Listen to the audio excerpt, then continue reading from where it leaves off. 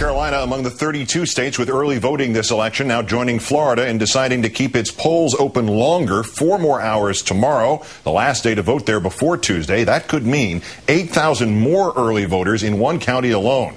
In our third story in the countdown, extended hours, a relief for citizens of the swing state, 30% of whom have turned out so far, but more of a headache for Republicans who complain that early voting favors Democrats. Indeed, Senator Obama is leading Senator McCain 59-33, according to an Associated Press GFK poll of voters who have already voted. It's not, however, the polls that Mecklenburg County GOP Chair Larry Teague claims concern him.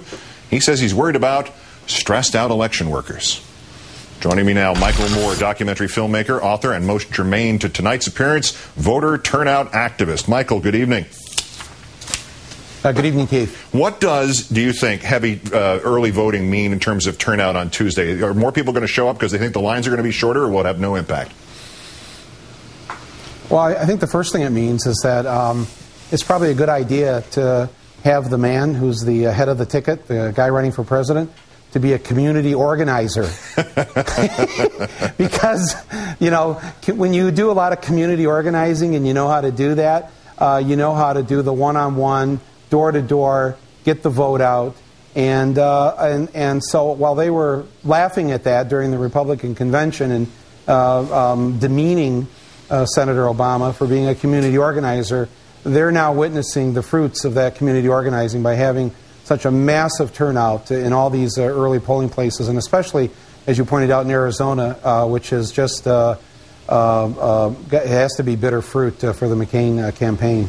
I mentioned that poll. The early voters are in Colorado, Florida, Nevada, New Hampshire, North Carolina, Ohio, and Virginia, heavily for Obama.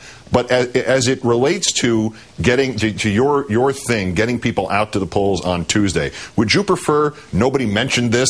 That just became sort of like a secret that the early voting is in Obama's favor, just to get people out there regardless? Because there is that one word, complacency, has been thrown around by everybody in terms of this campaign. Well, yeah, that's a big problem because, sadly, people on our side of the political fence like the party, sometimes a little too early and sometimes way too late. And so I am very worried about what I hear a lot of people doing right now, and I think they're going to be doing it through the weekend, this what I call the dance on the 5-yard line. There's that famous incident back from Super Bowl 27 where the Dallas Cowboys player Leon Lett, I don't know if you remember this, when he picked up the fumble and he ran about 47 yards, I think, down the field. He's right around the 10-yard line. He starts holding out his arms and starts doing a little dance before he goes across the goal. And Don Beebe from the Buffalo Bills just came right up from behind him. He didn't even see him and knocked the ball right out of his hands just before he crossed the goal. So it's I'm concerned that Don Beebe is kind of like he's the John McCain of that era, and we may see that again. I mean, it's very possible that could happen. Nobody should take any of this for granted. Like I said to a couple of friends last night here, you see all these all these rallies and all the people showing up for Obama, and they love him, and then there is a huge outpouring of support for him. And I said, I've always loved the Rolling Stones. I mean, I love the Rolling Stones, and I've never bought an album by the Rolling Stones.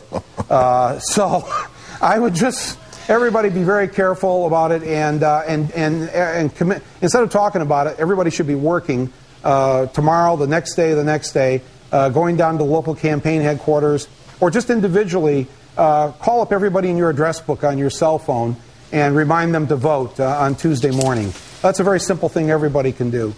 Let me switch over to health care, because obviously that's been one of your main concerns for a long time. This McCain advisor, Douglas Holtz-Eakin, had one of the oddest quotes of this or any other campaign. He was told about a study that showed that if McCain implemented this tax credit health plan, that young workers would flee employer-sponsored coverage. And his response was, why would they leave? What they are getting from their employer is way better than what they could get with the credit. Now, he later claimed that he meant they wouldn't change if they had better coverage. Or did he just give the secret away of the McCain proposal? Yeah, that's exactly what he did. He gave the secret away that this $5,000 credit isn't going to buy you anything when it comes to health care. The average cost is $1,000 a month for a family in this country. If you don't have health care, $5,000 for a year isn't going to cover you. But, you know, I think I'm really glad that he said this and admitted that their health care plan is worthless, because it brings up another point that isn't rare. It isn't discussed much when we talk about the health care problem in this country, and that is a lot of people do hang on to their jobs simply because of the health care. And they stay in jobs that they're unhappy in, that maybe they shouldn't be in, maybe they should be doing something else, and they never get a chance in their life to take that leap, to take that risk, to explore something because they're afraid to give up the health care. What the Obama plan and what the Democratic plan will do is suddenly give all workers in this country the freedom to work whatever job they want, because it won't matter what job you have. You'll never have to say again, geez, you know, I just hate this job, but I can't give it up because of the health care, because of the benefits. That's the way they get to live in every other Western democracy, and I look forward to the day when we get to say that here, too. Yeah, I've heard that in the last 3 months from somebody saying, I can't take this job because the dental's no good. Perfect job except for the dental plan. This is how we decide things now in our lives, right? Yeah, it's very sad. But I'm very hopeful for what's going to happen here, and it's great to see all these Republicans jumping ship and endorsing Obama. I mean, Ken Duberstein. I mean, I know.